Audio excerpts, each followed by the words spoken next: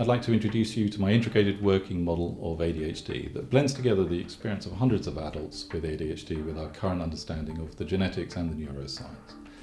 Medicine is in the business of disorder and disease, and so it's been with ADHD that all the research and all the focus has been on the struggles and the problems, quite understandably so.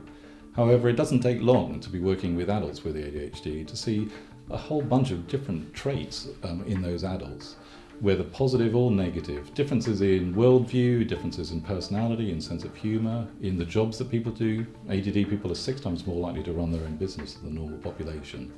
So this model tries to assimilate that different data, the different perspectives of the doctors and of the individuals themselves into a model that hopefully gives a more positive view on ADHD.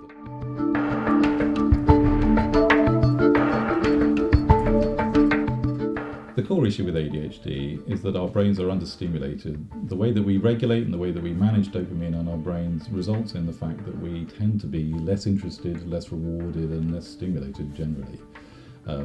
We therefore daydream, we get distracted, we get unfocused, and we're just not able to apply ourselves to those things that are mundane and dull.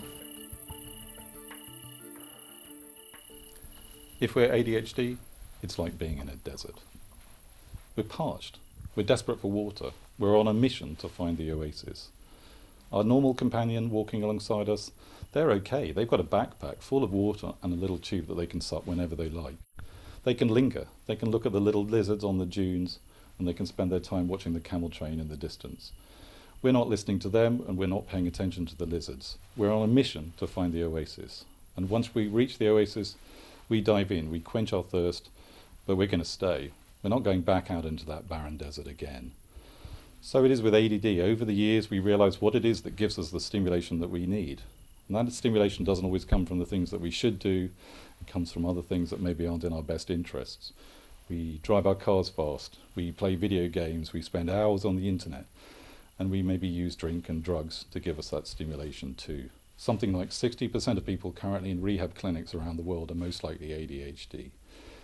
But these differences result in positives too. With that drive to find our oasis, we're much more driven to invent, to explore, and to create.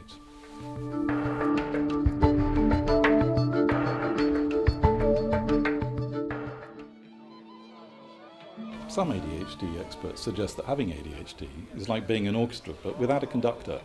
Players might play out of tune or out of time with one another. In ADHD, we seem to struggle with regulating or managing our emotions. We feel them more profoundly, whether we're more anxious or more sad or maybe overwhelmed.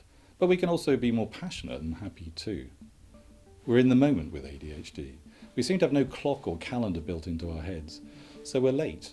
We don't plan ahead or think ahead as much as others do, and we often procrastinate.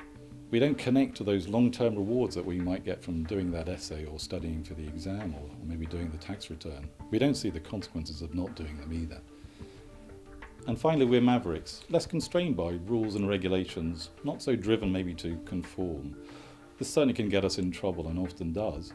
But if you look throughout history, there are many examples of people who looked like they were most likely ADHD, whether that was the suffragettes, the Pilgrim Fathers going to the US, or maybe that guy who stood in front of the tank in Tiananmen Square.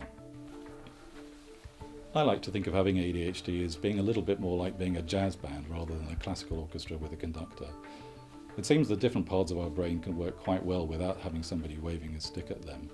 And sometimes, just sometimes, we can produce something truly original and unique.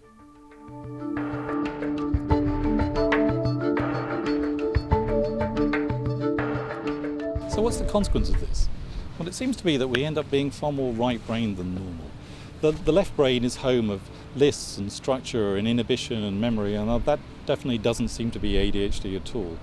The right brain, that's home of big picture seeing and making connections and seeing patterns, and that is the experience, I think, shared by most adults with ADHD. If you look at a young Edison, the inventor of the light bulb, homeschooled as a kid because he was so hyperactive in school, invented so many different devices and many that fell by the wayside too. Another ADDer, young entrepreneur, put together the idea of selling records but through mail order. That's resulted in a multi-million-pound business around the world. So ADD doesn't necessarily mean failure or problems, but the problems of ADHD and the problems of our inability to use our left brain as we might that definitely can get in our way. That can cause us problems at school and in work, in our relationships, and with addictions. However, if we embrace the right brain, much like this willow tree is here, it's found its niche, needs to live by water, and with ADD we need to find a job, schooling, education that plays to our strengths, that allows us to be creative and imaginative, but also doesn't demand too much of us in terms of order and structure and memory and systems and so on. As an ADD coach helping my clients, that's the message that I always get from my clients, is that if I help them avoid doing the stuff that they find difficult, and I help them be able to engage and find a way to be able to be creative and inventive, then often that results in them being much happier and much more engaged in life. So that's the big picture, the integrated model of ADHD.